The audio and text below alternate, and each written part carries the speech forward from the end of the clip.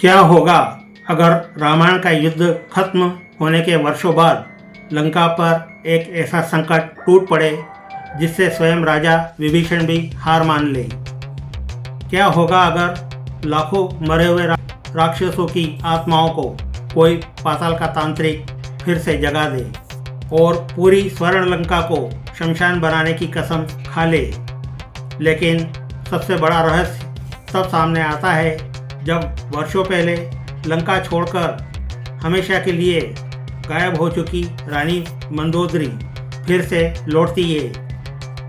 क्या सचमुच एक अकेली स्त्री लाखों प्रेतात्माओं की सेना को रोक सकती थी, या फिर उनके पास ऐसी दिव्य शक्ति थी जिसका उल्लेख इतिहास में कभी नहीं किया गया? आज की यह कहानी उसी रहस्य की एक पौराणिक कल्पना है, जहां धर्म, तंत्र, त्याग और मातृशक्ति आमने सामने खड़े होने वाले हैं। लंका स्वर्ण नगरी, लेकिन आज उसकी चमक बुझ चुकी थी। महायुद्ध समाप्त हो चुका था।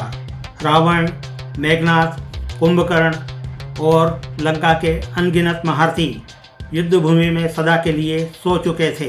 कभी सोने की तरह चमकने वाली लंका की दीवारें अब धुएं और राख से काली पड़ चुकी थी। समुद्र की तेज लहरें महल की खिड़कियों से टकराकर ऐसा आभास दे रही थी मानो पूरी प्रकृति भी इस विनाश पर शोक मना रही हो। राजमहल के विशाल सभा कक्ष में गहरा सन्नाटा पसरा था। भगवान श्री राम अयोध्या लौट चुके थे। जाते समय उन्होंने विभीषण को लंका का नया राजा घोषित किया था। अपने हाथों से स्वर्ण मुकुट लिए विभीषण भारी कदमों से महल के भीतर बढ़ रहे थे। उनकी आंखों में विजय का गर्व नहीं, बल्कि अपने परिवार और जन्मभूमि के विनाश का दर्द था। महल की सबसे ऊंची खिड़की के पास रानी मंदोदरी निश्चल खड़ी समुद्र की ओर देख रही थी। उनके चेहरे पर आंसू नहीं थे, क्योंकि कुछ ऐसे दुख होते हैं जो आंसू से भी बड़े होते हैं। विभीषण धीरे से उनके पास पहुँचे। उन्हें दोनों हाथों से स्वर्ण मुकुट आगे बढ़ाते हुए कहा, माता, प्रभु श्री राम के आशीर्वाद से अधर्म का अंत हो चुका है। लंका को अब आपकी आवश्यकता है।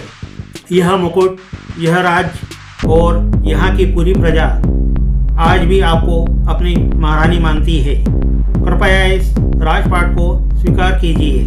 कुछ क्षणों तक मंदोदरी मौन रही, फिर बिना पीछे मुड़े उन्होंने धीमी लेकिन दृढ़ आवाज में कहा, नहीं विभीषण, यह मुकुट अब मेरे लिए केवल एक सोने का निर्जीव टुकड़ा है।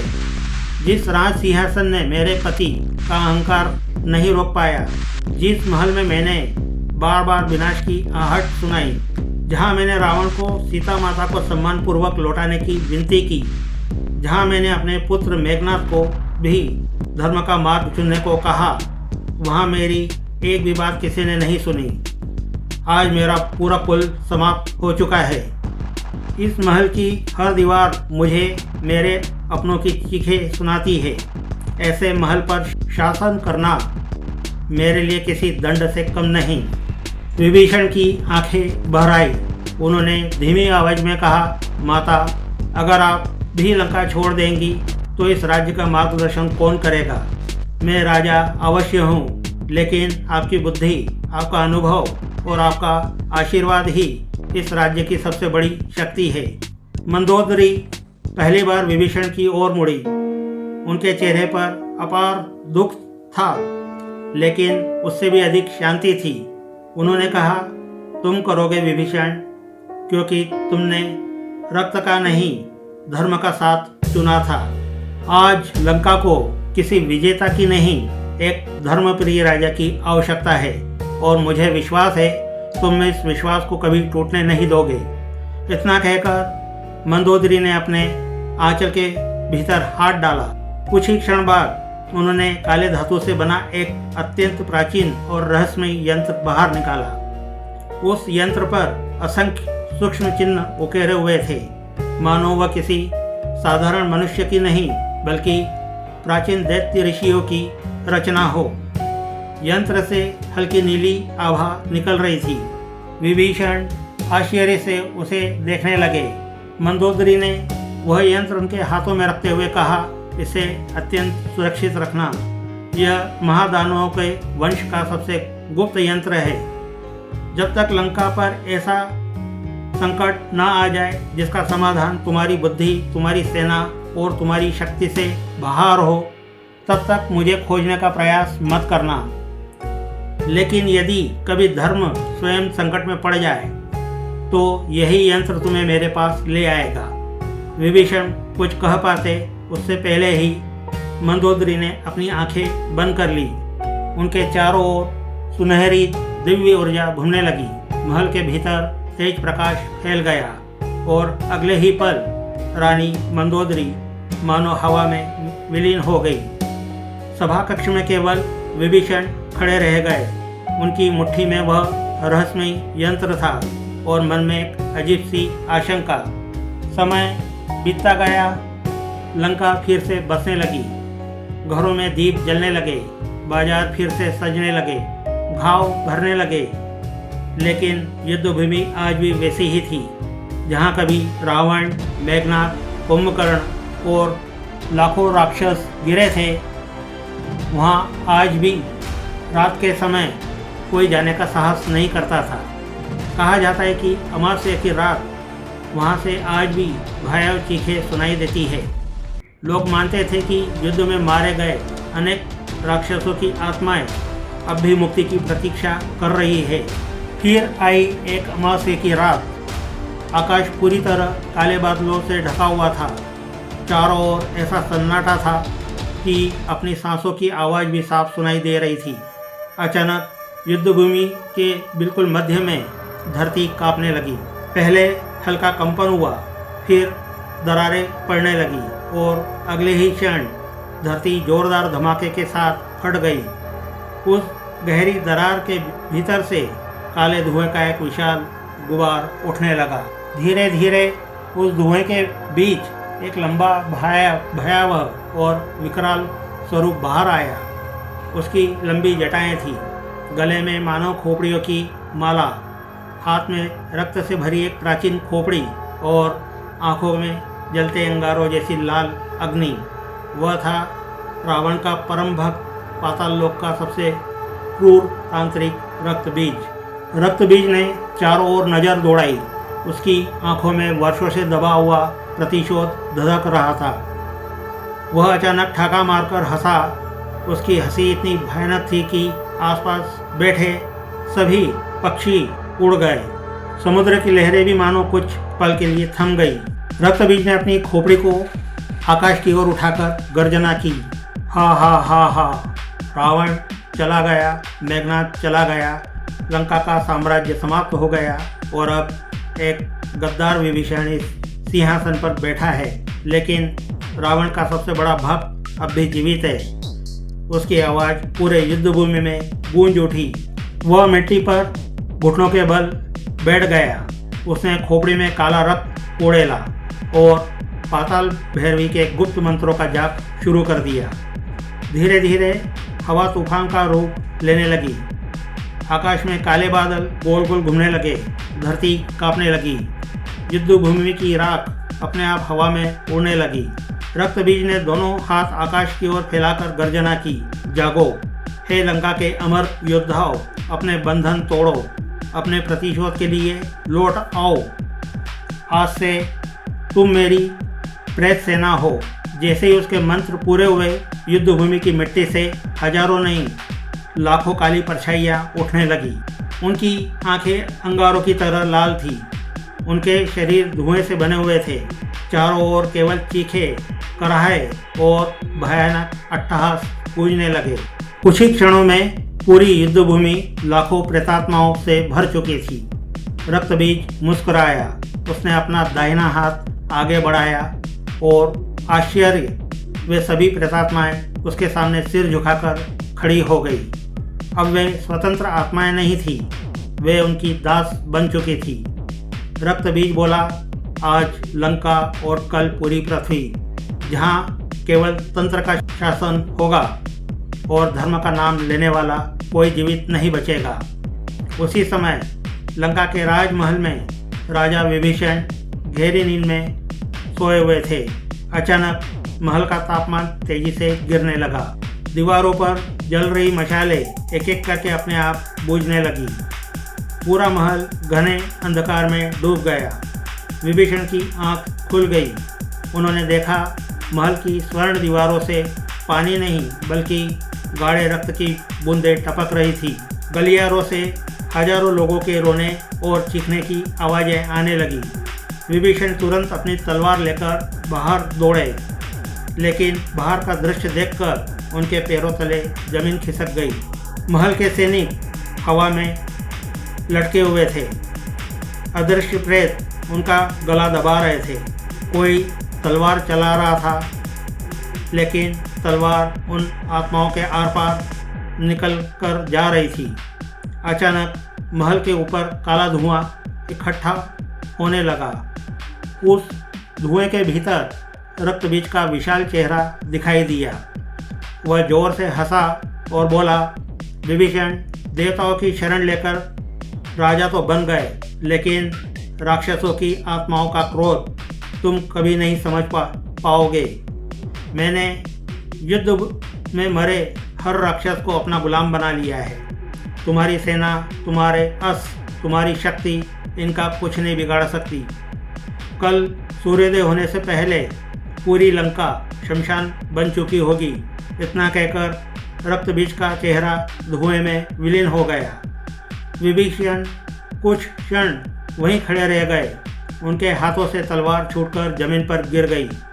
उन्हें अचानक वर्षों पहले रानी मंदोदरी की कही हुई बात याद आई, जब तुम्हारी सारी शक्ति समाप्त हो जाए तभी उस यंत्र का उपयोग करना। विभीषण कांपते हाथों से राजमहल के गुप्त कक्ष की ओर दौड़ पड़े।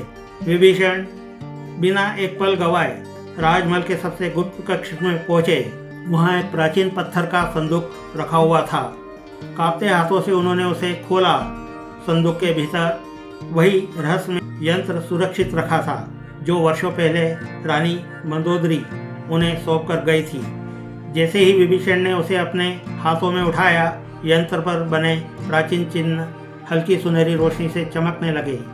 अचानक यंत्र से एक पतली प्रकाश किरण निकली और समुद्र की दिशा में इशारा करने लगी। विभीषण समझ गए समय आ चुका है। उन्होंने कुछ विश्वसनीय सैनिकों को लंका की रक्षा का आदेश दिया और अकेले ही समुद्र की ओर निकल पड़े। पूरी रात समुद्र में भयंकर तूफान चलता रहा। विशाल लहरें उनकी नाव को बार बार पलटने की कोशिश कर रही थी, लेकिन रहस्यमय यंत्र से निकलती दिव्य किरण हर पल उनका मार्ग दिखाती रही। घंटों की यात्रा के बाद समुद्र के बीचों बीच एक छोटा निर्जन और रहस्यमय द्वीप दिखाई दिया। द्वीप पर न कोई पेड़ हिल रहा था, न कोई पक्षी दिखाई दे रहा था। चारों ओर ऐसा मौन था मानो समय स्वयं वहां रुक गया हो। द्वीप के मध्य एक प्राचीन गुफा थी। गुफा के भीतर प्रवेश करते ही विभीषण की आंखें आश्चर्य से फैल गई। पूरा गुफा कक्ष दिव्य प्रकाश से भरा हुआ था। बीचों बीच पत्थर के आसन पर रानी मंदोदरी गहन समाधि में बैठी थी। उनके चारों ओर सुनहरी आभा घूम रही थी। ऐसा प्रतीत हो रहा था मानो वर्षों से उनका शरीर नहीं, उनकी आत्मा तप कर रही हो। विभीषण दौड़कर उनके चरणों में गिर पड़े। उनकी आंखों में आंसू बहने लगे। माता, मुझे क्षमा कर दीजिए, मैं लंका की रक्षा नहीं कर पाया। रावण का परम भक्त दुष्ट तांत्रिक रक्तबीज लौट आया है। उसने युद्ध में मारे गए लाखों राक्षसों की आत्माओं को अपने काले तंत्र से बांध लिया है। मेरी सेना हार चुकी है। मेरे अस्त्र निष्फल हो चुके हैं। पूरी लंका विनाश के कगार पर खड़ी है। यदि आपने रक्षा नहीं की तो सूर्योदय से पहले लंका का अस्तित्व समाप्त हो जाएगा। कुछ क्षण तक पूरा वातावरण शांत रहा। फिर रानी मंदोदरी ने धीरे धीरे अपनी आंखें खोली। उनकी आंखों में आंसू नहीं थे। इस बार उनमें अग्नि जल रही थी। उसी क्षण पूरी गुफा कांप उठी। दीवारों से दिव्य प्रकाश फूटने लगा। समुद्र की लहरें पहले से कहीं अधिक ऊंची उठने लगी। मंदोदरी धीरे धीरे खड़ी हुई। उनकी आवाज़ बिजली की गर्जना जैसी गूंजी। क्या रावण के अहंकार का अंत इसलिए हुआ था कि लंका में फिर अधर्म जन्म ले? क्या मेरे कुल की आत्माओं को फिर से तंत्र का दास बना दिया जाए? नहीं विभीषण, जब तक मंदोदरी जीवित है कोई भी मेरी मातृभूमि को अपवित्र नहीं कर सकता। उन्होंने अपनी हथेली आकाश की ओर उठाई। क्षण भर में पूरी गुफा दिव्य प्रकाश से भर गई। विभीषण ने पहली बार महसूस किया कि उनके सामने केवल लंका की पूर्व महारानी नहीं बल्कि वर्षों की तपस्या से जागृत एक दिव्य शक्ति खड़ी है। मंदोदरी ने दृढ़ स्वर में कहा कि चलो, अब समय आ गया है उस अधर्म का अंत करने का जो मृत्यु के बाद भी जीवित रहने का प्रयास कर रहा है। अगले ही पल मंदोदरी और विभीषण दिव्य प्रकाश में लिपट गए और देखते ही देखते दोनों युद्धभूमि की ओर प्रस्थान कर गए। कुछ ही क्षणों के बाद लंका का वही भयानक युद्ध मैदान आकाश काले बादलों से ढका हुआ था। लाल बिजली लगातार चमक रही थी। धरती पर लाखों प्रेतात्माएं भयानक चीखें मार रही थी। उनके बीच रक्तबीज विजयी मुस्कान के साथ खड़ा था। उसे पूरा विश्वास था कि अब इस संसार में कोई उसकी प्रेत सेना को रोक नहीं सकता। तभी आकाश से एक दिव्य प्रकाश की विशाल किरण युद्धभूमि पर उतरी। उस प्रकाश की चमक इतनी प्रचंड थी कि कुछ क्षणों के लिए प्रेतात्माएं भी पीछे हट गई। प्रकाश धीरे धीरे शांत हुआ और उसके बीच रानी मंदोदरी खड़ी थी। उनके खुले हुए केश, सफ़ेद वस्त्र और चेहरे पर दिव्य तेज ऐसा था मानो स्वयं आदि शक्ति वहाँ अवतरित हो गई हो। उनके पीछे राजा विभीषण हाथ जोड़कर खड़े थे। रक्तबीज कुछ क्षण उन्हें देखता रहा, फिर जोर जोर से हंस पड़ा। विभीषण, अपनी रक्षा के लिए एक स्त्री को लेकर आए हो। मंदोदरी, तुम रावण की विधवा हो। तुम्हारा समय समाप्त हो चुका है। यहाँ से चली जाओ, वरना मेरी प्रेत सेना तुम्हें भी निगल जाएगी। मंदोदरी शांत थी। उन्होंने बिना क्रोध किए कहा, रक्तबीज, तुम जिन्हें अपनी सेना समझ रहे हो वे मेरे पति, मेरे पुत्र, मेरे कुल और लंका के असंख्य योद्धाओं की भटकी हुई आत्माएं हैं। उनका न्याय मृत्यु के साथ पूरा हो चुका था, लेकिन तुमने अपने स्वार्थ के लिए उन्हें फिर से बंधन में बांध दिया। आज मैं एक महारानी नहीं, एक माँ बनकर आई हूँ, अपने बच्चों को मुक्त कराने। रक्तबीज क्रोध से कांप उठा। उसने अपनी खोपड़ी आकाश की ओर उठाई। प्रेत सेना, आक्रमण करो। एक ही पल में लाखों प्रेतात्माएं गर्जना करती हुई मंदोदरी की ओर टूट पड़ी। पूरा आकाश काले धुएं से भर गया। ऐसा लग रहा था मानो स्वयं मृत्यु उतर आई हो, लेकिन मंदोदरी ने अपनी आंखें बंद कर ली। उन्होंने दोनों हाथ जोड़कर महादेव, माता पार्वती और श्री हरि का स्मरण किया। धीरे धीरे उनके शरीर से सुनहरी आभा निकलने लगी। वह प्रकाश क्षण प्रतिक्षण बढ़ता गया। कुछ ही सेकंड में पूरा युद्ध मैदान सूर्य के समान चमक उठा। जैसे ही वह दिव्य प्रकाश प्रेतात्माओं को स्पर्श करने लगा, वैसे ही उनका विकराल रूप बदलने लगा। उनकी लाल आंखें शांत हो गई। चेहरे पर पीड़ा की जगह शांति दिखाई देने लगी। एक एक करके रक्तबीज के काले तंत्र के बंधन टूटने लगे। हजारों, फिर लाखों आत्माएं मुक्त होकर आकाश की ओर उठने लगी। पूरा वातावरण भय से नहीं, दिव्यता से भर गया। रक्तबीज भयभीत हो उठा। नहीं, यह असंभव है। मेरा तंत्र, मेरी प्रेत सेना सब समाप्त हो रही है। मंदोदरी ने पहली बार कठोर स्वर में कहा, रक्तबीज, धर्म की रक्षा के लिए उठी हुई शक्ति किसी भी तंत्र से बड़ी होती है।